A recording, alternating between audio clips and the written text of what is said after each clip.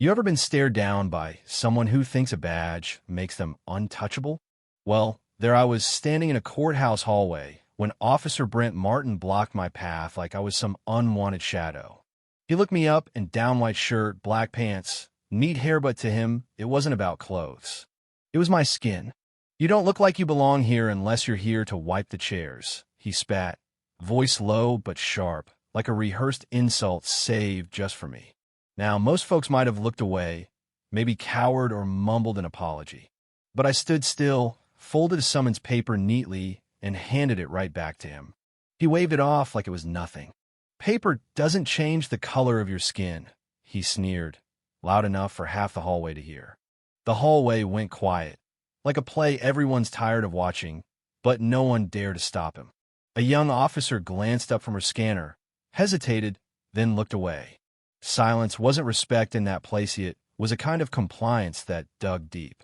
Brent kept pushing, calling me names under his breath, telling me I didn't belong, like it was his job to remind me every second. But what he didn't realize was I wasn't some scared witness begging for a seat in this theater. I was called here on official business, and I came with something he didn't expect: training, resolve, and no patience for his games. Inside the courtroom, the room felt cold, heavy green curtains, stiff wooden benches, and a spotlight on the witness chair that felt more like a spotlight on shame. I scanned the faces around: meth sneer of the old lawyer with his gold watch, the bored eye roll from a young officer, the blank note-taking clerk. Every look was a silent vote, a judgment passed without words. The system was stacked, built to break people like me who dare to stand. Martin swaggered in, files in hand, barking off my name like I was some case number: black female civilian, unknown employment history. That phrase felt like a punch in the gut, weighted with all the bias and dismissal I'd faced all my life. No one corrected him. No one dared. The jury looked on with a mixture of pity, indifference, or worse, acceptance. He circled me like a predator, dropping sly insults about my district, my employment, as if my worth could be erased by his words. I said nothing because rage narrows focus, and this was a battle of wills, not anger. Then he leaned close and hissed, "Have you ever heard gunfire, or are you just good at keeping your mouth shut to stay alive?"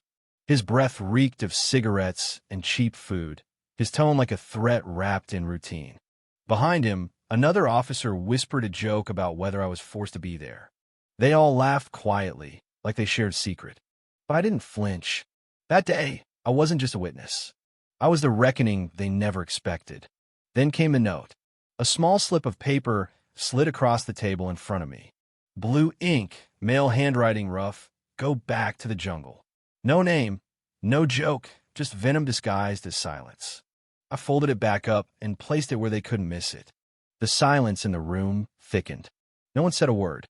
The power of that note wasn't in the insult, but in the fact that no one stood up against it. Martin tried to keep control, blocking my way when I stood to leave during a break, telling me to sit down, that I hadn't been dismissed yet. The room froze. Nobody intervened.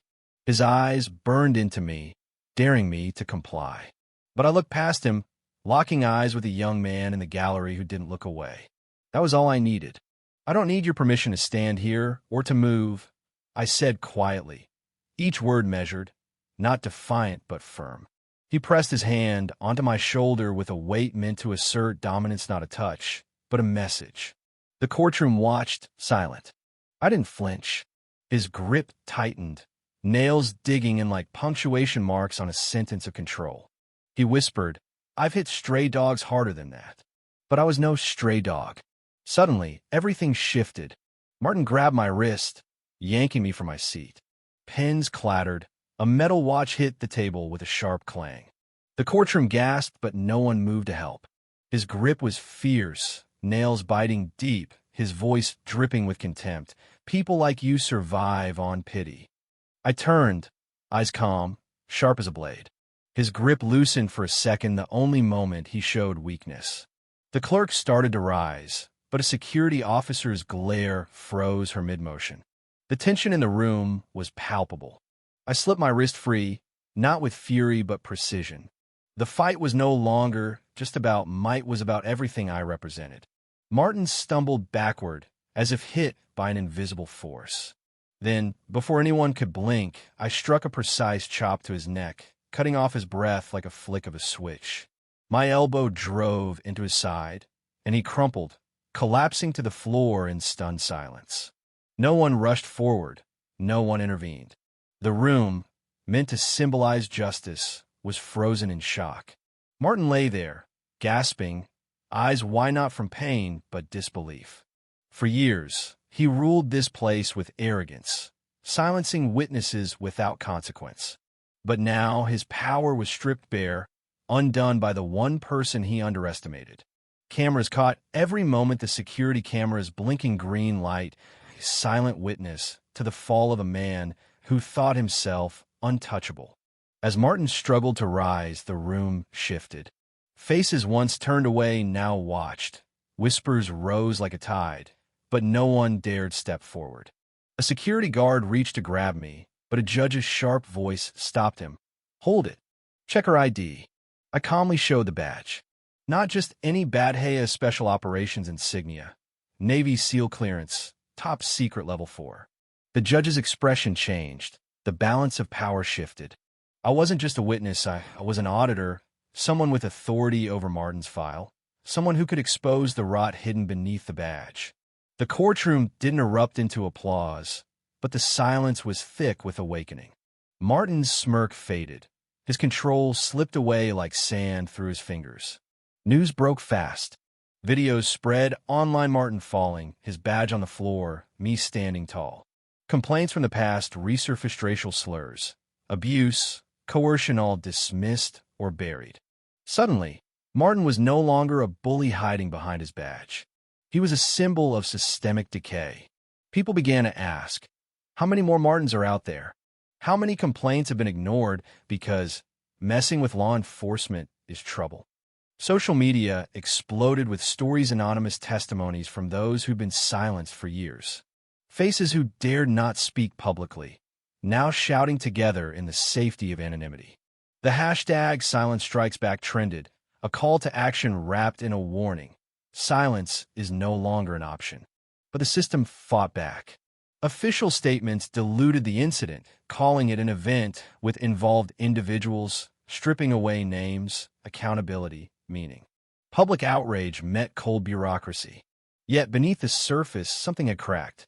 Law students, activists, veterans all connected the dots, pushing for change. Petitions flooded in demanding police reform and independent oversight.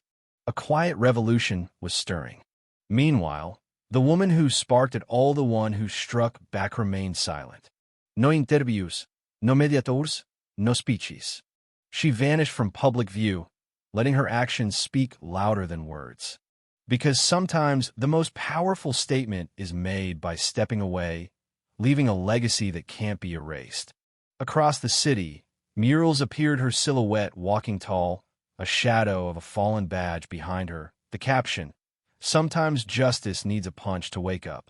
T-shirts, posters, and graffiti carried the message far beyond the courthouse walls.